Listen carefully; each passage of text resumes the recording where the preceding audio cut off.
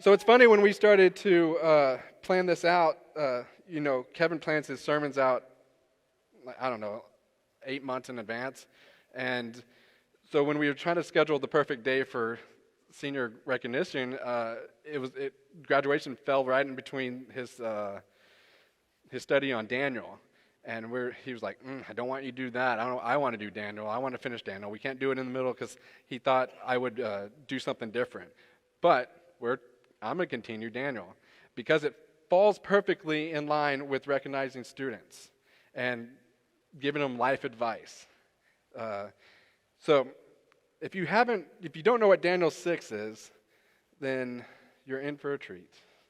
But I have to ask first, does anybody remember David Letterman's top 10 list? Thank you. I was talking to the guys in the back this morning, and they don't know who Letterman was. And it hurt my soul because I feel like I feel old now. And then they're like, you should have asked your students if they knew who Letterman was. But if Logan didn't know who Letterman is, then the rest of the students aren't going to know. So if you don't know who Letterman is, he was he was a guy on late night TV that did a talk show host. He rivaled Jay Leno on CBS. He was famous. He did it for a long time. Anyways, he used to make a top 10 list. So I made a top 10 list of the best children's Bible stories. So just remember, this is my list. And if you have a problem with it, you can meet me in the parking lot. We'll talk about it. So I'm going to start with number 10, and that is that Jesus fed the 5,000. I got to take a quick look. I asked everybody in the office about their top 10, and Lisa was giving the random stories. Like we didn't learn those as kids. It was so weird. So needless to say, Lisa does not get any input on this list. Number 9 is Peter walking on water. And if you were in staff meeting, I changed my top 10, so no one knows this one. Number 8 was Moses splitting the Red Sea. Number 7 was Noah's Ark. Number 6 is Jonah and the well. Number 5 is Adam and Eve. Number 4 is the birth of Jesus. Number 3 is the resurrection. Number 2 is the David and Goliath. And this brings us to the number 1, in my opinion, of children's stories, and is what we're going to talk about today, is Daniel and the Lion's Den. So if you have anything else to say about that, your opinion doesn't matter because it's mine. So we're going to be in Daniel 6 this morning. So we're going to continue to talk about Daniel. Funny story, when I started studying Daniel, we talk about King Darius in Daniel 6, but as I was reading commentaries on this, I heard over a dozen times that Darius and Cyrus were the same person, and so it confused me. And so I asked, and had Lisa ask, several different people, what is Cyrus and Darius the same person? Why does it say it like this? And I'm going to give you my opinion, and it could be wrong. Again, keep that to yourself. I think King Cyrus and King Darius are two separate people. Because if you remember last week when we talked about the Medes and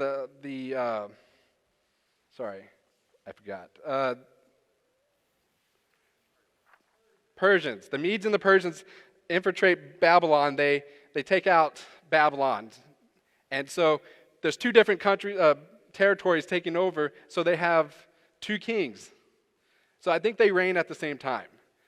But you don't really hear about it in Daniel 6. That's my opinion. Other people in this room say different, and some people say the opposite to that. So, and you'll wonder why I asked that. I wondered why that, because at the end of Daniel 6 it says, it brings up King Cyrus.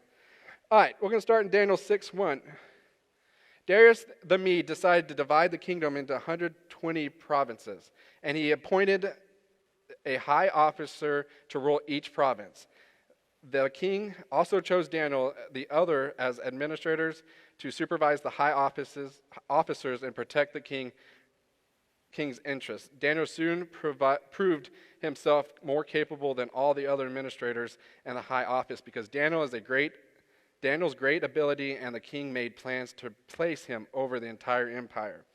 So the first thing that King Darius does is he implements this government because he didn't want anything bad to happen to this area now. So he picks up 3 people to control what we call 120 satraps.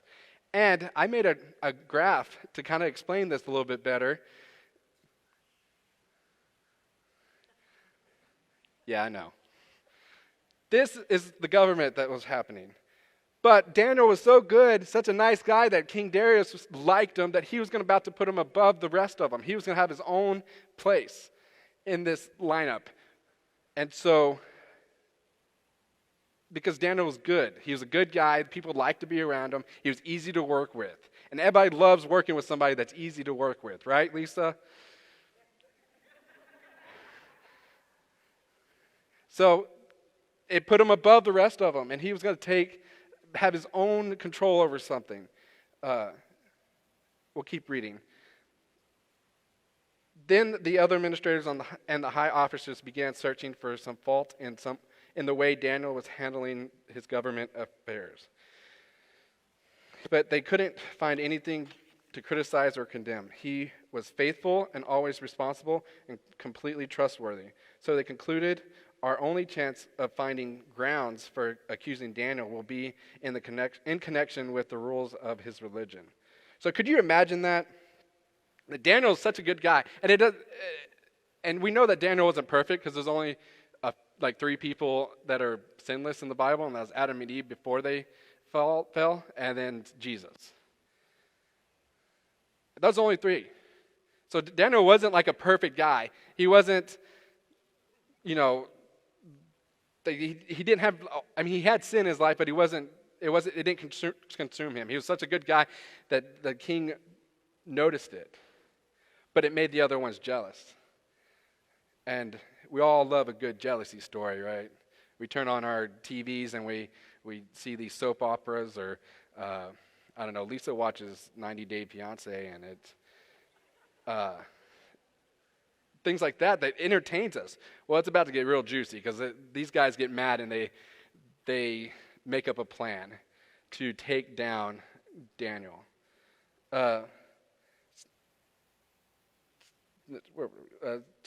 Verse 6. So the administrators in the high office went to the king and said, "Long live King Darius." So I'm going to stop right there. Long live King Darius. Do you think Darius had an ego that they were trying to feed? I would think so. Homeboy had lions because he wanted to flex on everybody. That's who Darius was. So they feed into Darius's ego and say, "Long live King Darius."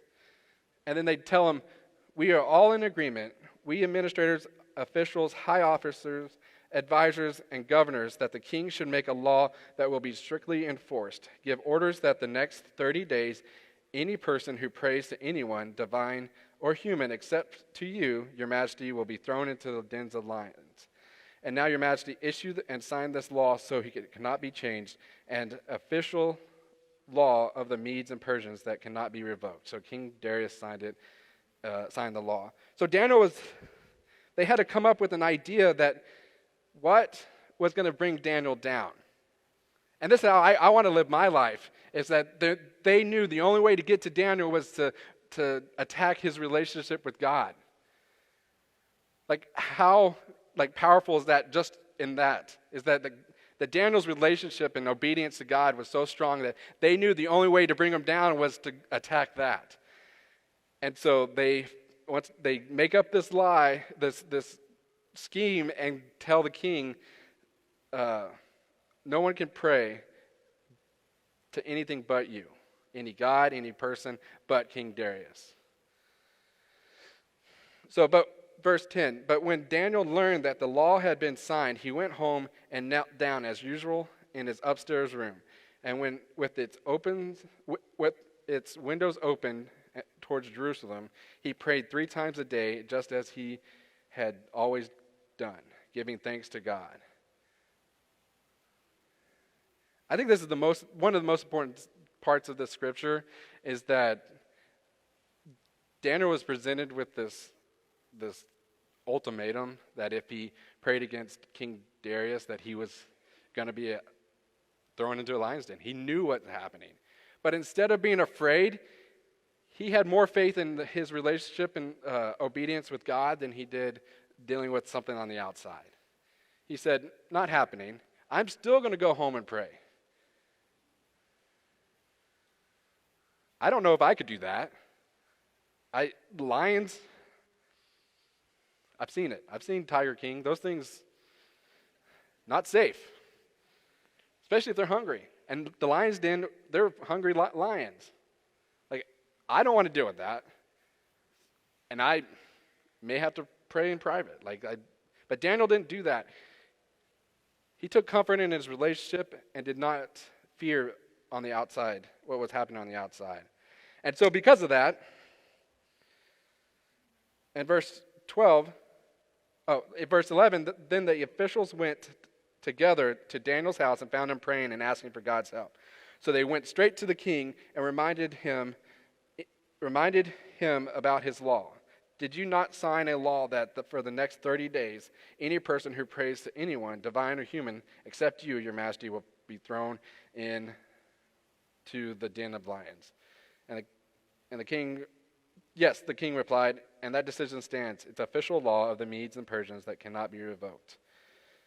And then they told the king that man Daniel, one of the captives from Judah, is ignoring you and your law, and he still prays to his God 3 times a day. So there's that scheme, that drama. They knew that they had to attack God in Daniel's life because that's the only way to bring him down. So they like little kids, they run off to the king and rat him out, saying, hey, this is what Daniel's doing. And so that leaves the king with no choice but to punish him. Verse 14, hearing this, the king was deeply troubled, and he tried to think of a way to save Daniel. He spent the rest of the day looking for a way to get Daniel out of this predicament. So here's one thing I liked about King Darius. He knew what he did, and he didn't blame anybody else but himself. He knew that he was tricked. He was mad. Don't get me wrong, he was mad at the other guys because they tricked him, but he didn't blame himself, and he blamed himself. So he took responsibility for it, and then he spends time trying to figure out if how to fix it. We'll get into it. Because of the law back then, is that when you're convicted of something, your punishment had to be in the same day. Like you couldn't wait. So King Darius only had a short amount of time to try to figure this out. Like he was like running back and forth, looking through books, like just trying to figure out how to save Daniel.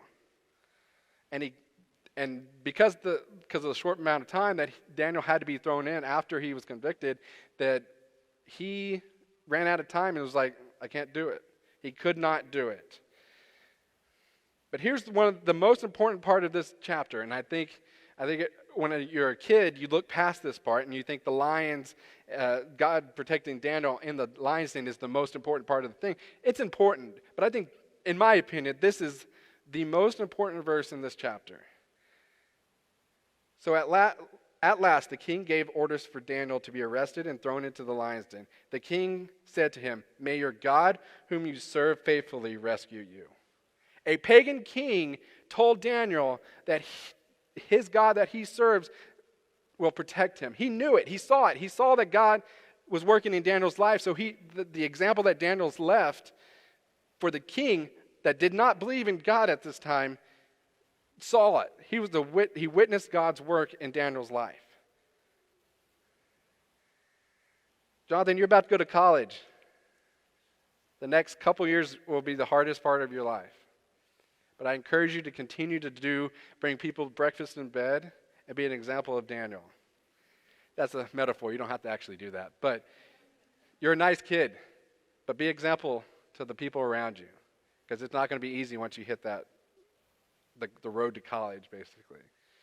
Because the world's going to attack you. And I just be so faithful to God, your relationship with God, that people just think you're Daniel. So when you do get into these predicaments, they see that God has worked in your life.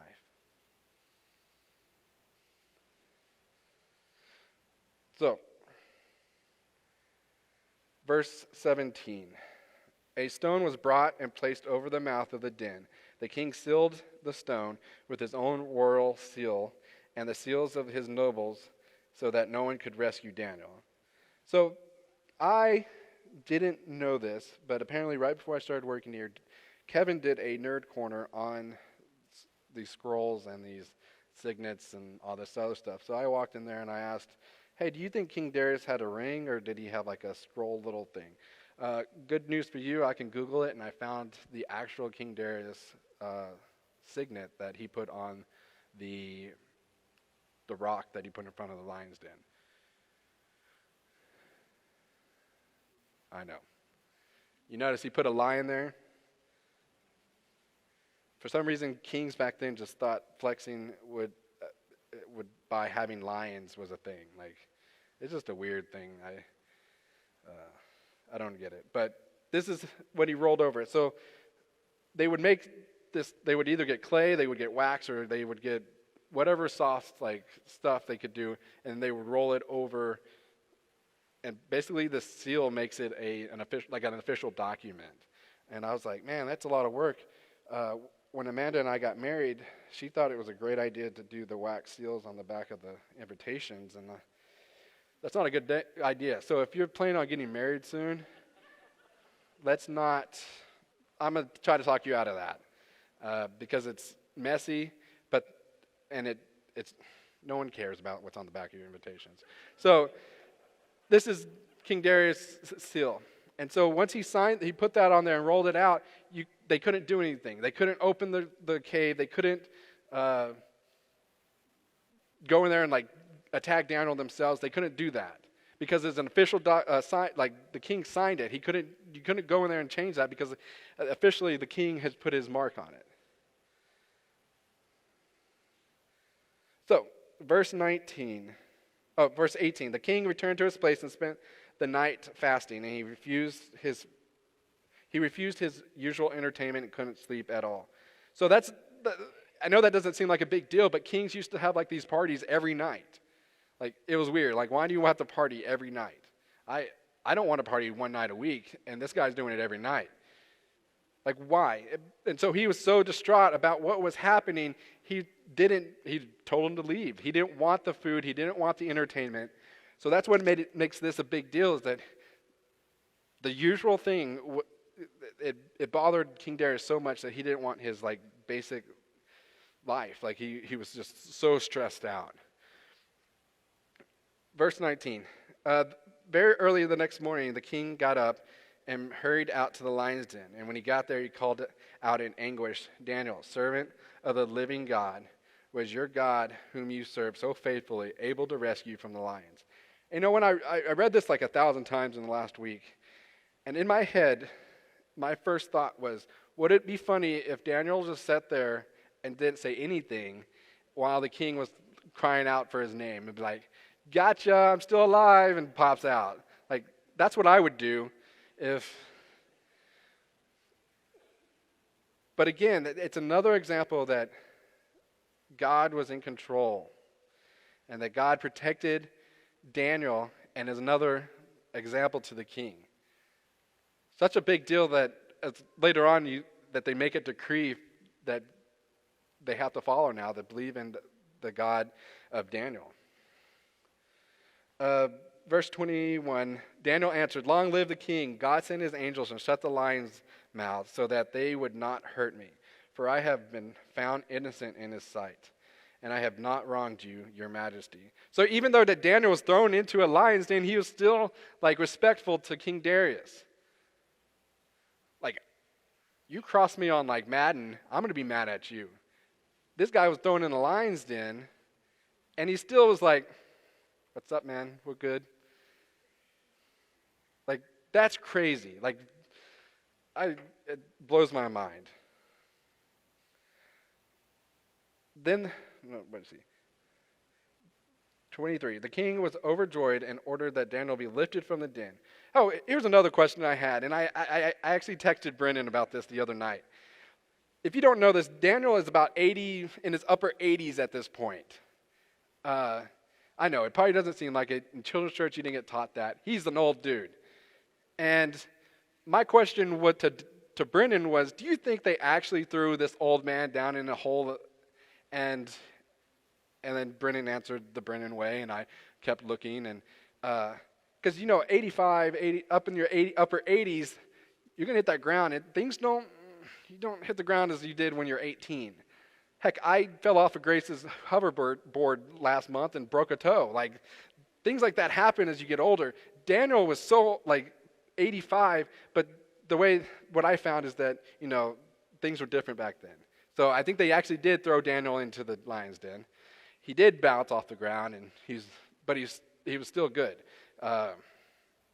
because things were different. And I think you said Moses was blind, but I should have wrote it down. It just reminded me when I was reading that. Verse 24, then the king gave orders to arrest the men who had maliciously accused Daniel. He had then thrown into the lion's den along with their wives and children. The lions leaped on them and tore them apart before they even hit the floor. Listen, they don't teach this in children's church. I was blown away when I read that. But if you think about it, these lions have been locked up for a long time without any food. No wonder they didn't hit the floor when they were thrown in. They were hungry. Like I said, I've seen Tiger King. They're feisty little animals. It's crazy. I don't remember this, that they did teach it in Sunday school, like children's church. And I'm glad the kids aren't in here today, because that would have been a lot of broken hearts a lot of therapy I don't have money for. And then verse 25, then King Darius sent this message to the people of every race and nation and language throughout the world. Peace and prosperity to you. I decree that everyone throughout my kingdom should tremble with the fear before the God of Daniel. For he is the living God, and he will endure forever, and his kingdom will never be destroyed, and his rule will never end. He rescues and saves his people. He performs miraculous signs and wonders in the heavens and on earth. He has rescued Daniel from the power of the lion. So Daniel prospered during the reign of Darius and the reign of Cyrus of the Persians. Such an impact that the king made a decree that the rest of the country had to follow God, that they should fear him. That's crazy. That something so little, it's not little, but something that the king sees changed his life so much that he made a decree for the rest of the country.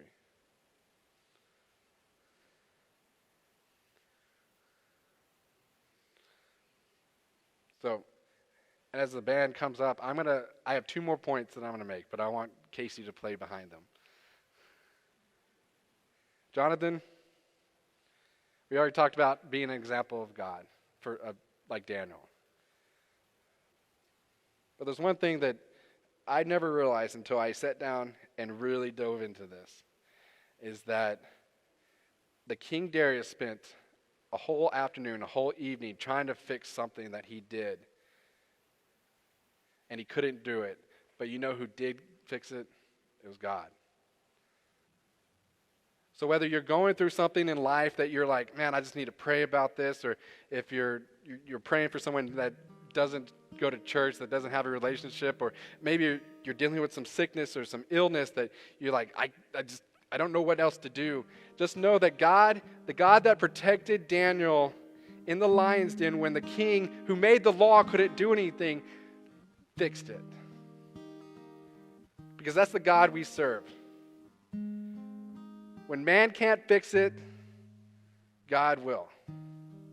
No matter how hard we try, how much we think we have control over our own lives, God's going to fix it. Jonathan, you're about to go to college. Just remember that. You can't fix everything. As much as you think you can, you're not going to. God is in control of what happens next. So be faithful in your relationship with God. And always focus on your relationship. Because be an example.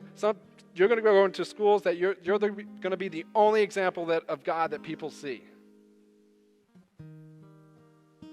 You're going to be the Daniel of college, or wherever college you decide to go to, whether it's St. Edward's, Baylor. Maybe I could get you to go to A&M later too. You have to be an example because you're going to be the only only way people see God is in your life. And I have no worries about you.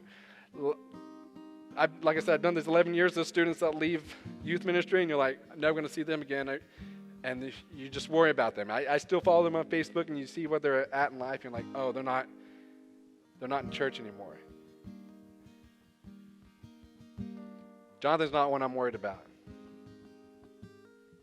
When I graduated high school, I was told only one out of four people return to church afterwards, after they graduate high school. The only reason I do this now is because I told the guy that I'm going to prove him wrong. I wasn't going for a certain reason. I was going just to prove the guy wrong. And now look at where we're at. So Jonathan, stay faithful to God. Stay faithful to your relationship with your family. And don't forget about us little people when you start making a lot of money. The church will always be here for you when you're 18 or 85 or older. The church is here for you.